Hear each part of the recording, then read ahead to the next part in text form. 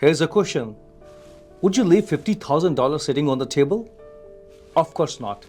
But that's exactly what the thousands of Canadians are doing with their RRSPs without even realizing it. I'm Vikram from Tupac Financial, and today I'm going to share the 5 biggest RRSP mistakes I see every single week, and more importantly, how to avoid them. Some of these might surprise you. Let's dive in.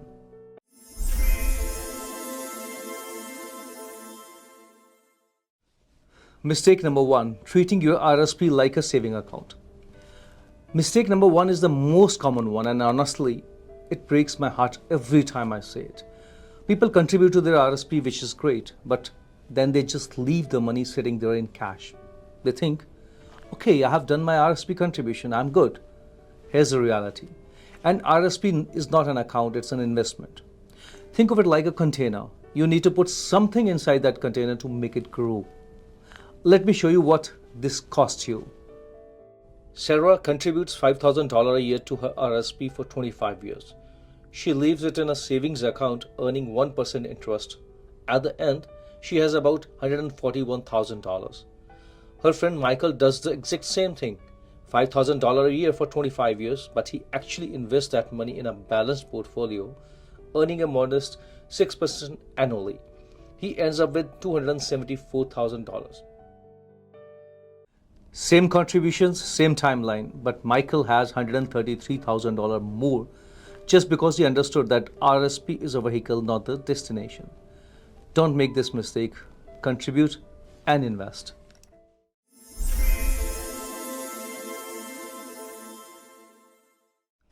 Mistake number 2, borrowing for your RRSP without a plan. Now, banks love to offer your RRSP loans. And look, I'm not saying that they're always bad, but you need a solid plan to pay them back quickly. Here's why. Let's say you borrow $10,000 6% interest to maximize your RRSP contribution. If your investments only earn 4% that year, you're actually losing the money. You're paying more interest than you are earning in returns. The rule is simple. Only borrow for RRSP if you can pay it back within the year using your tax refund and regular income. Otherwise, you are just robbing Peter to pay Paul. A better approach, start contributing monthly throughout the year. Even a $200 a month adds to $2,400 annually, and you avoid debt entirely, plus you benefit from dollar cost averaging. Buying investments at different prices throughout the year instead of trying to time the market.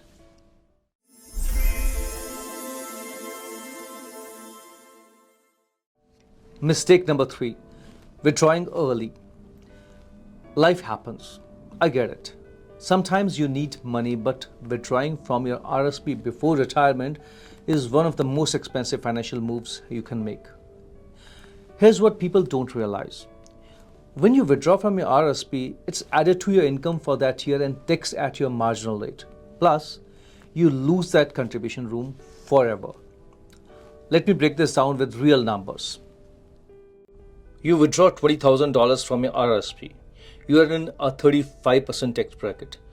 Right off the top, $7,000 goes to taxes. You only get $13,000 in your pocket. But wait, it gets worse. That $20,000, if left invested for another 20 years at 6%, would have grown to $64,000. So that emergency withdrawal didn't just cost you $7,000 in taxes. It cost you $64,000 in future retirement income. Now there are 2 exceptions, the home buyers plan and the lifelong learning plan. These let you borrow from your RRSP interest-free, but you must pay it back. If you don't, it becomes a taxable income. And most people don't realize that. If you absolutely need money, consider a TFSA first if you have one, or look into a line of credit. Your future self will thank you.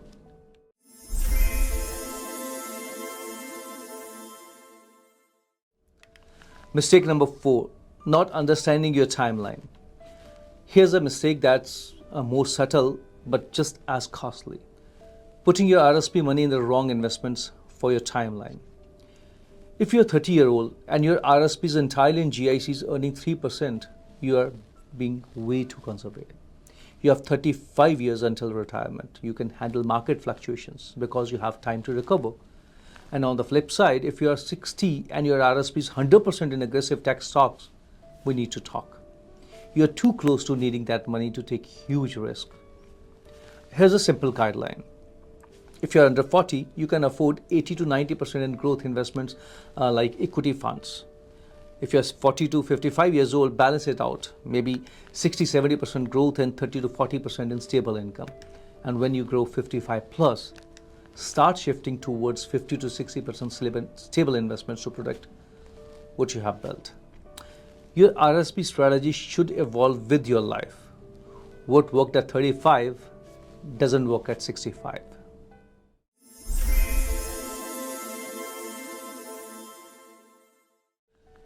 Mistake number 5, overlooking segregated funds, the game changer. Okay, this is the big one that most Canadians have never heard of. And honestly, this is where you can get a real advantage. When most people think RRSP investments, they think of mutual funds from their bank. And sure, bank offers mutual funds, but there's something better that they often don't tell you about. That's segregated funds. So what's the difference?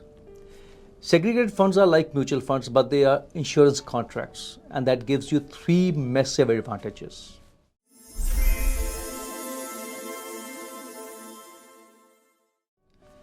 Advantage number 1, creditor protection.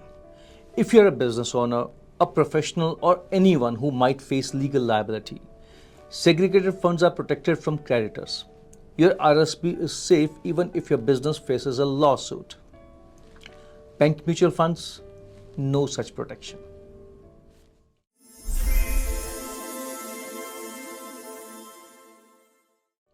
The second advantage is maturity and death benefit guarantees. Most segregated funds guarantee you will get back 70 to 100% of your deposit at maturity or death, even if the market crashes. Let me paint a picture. It's 2008, the market tanks, and your mutual fund at the bank loses 30% of its value. Your friend's segregated funds, because of the guarantees, their capital is protected. They don't have to sell at a loss. That's the safety net banks don't offer.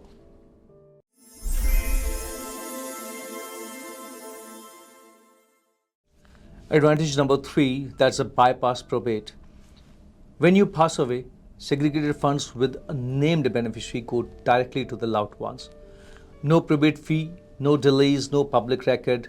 Bank mutual funds, they go through your estate, which means probate fee up to 1.5% in some of the provinces and months of waiting. Let's say you have 300,000 in your RSP. In Ontario, probate fee would be around 4,500. With segregated funds and the named beneficiary, 0 probate fee. Your family gets a full amount immediately. Now, are segregated funds slightly more expensive than bank mutual funds? Sometimes yes, maybe 0.2 to 0.5% more per year, but when you factor in the protection and the guarantees and the estate planning benefits, they often make far more sense, especially as you get older. So your RSP is one of the most powerful wealth building tools you have as a Canadian. But like any tool, you need to use it properly. And to recap, invest your contributions. Don't just let them sit. Borrow smart or don't borrow at all. Resist early withdrawals, they're expensive. Match your investments to your timeline and consider segregated funds for that extra protection and peace of mind. At Trupex Financial, our tagline is your true peace of mind, and that's exactly what we deliver. No pressure, no jargon, just honest advice tailored to your life. If you want a free RSP review to see if you are making any of these mistakes, or if you're curious about whether segregated funds make more sense to you, book a no obligation consultation with us. The link is in the description. And if you have found this helpful, do me a favor, share it with one person who needs to hear this. Your future self and theirs will thank you. I'm Vikram from Trupex Financial, and thanks for watching, and I will see you the next one.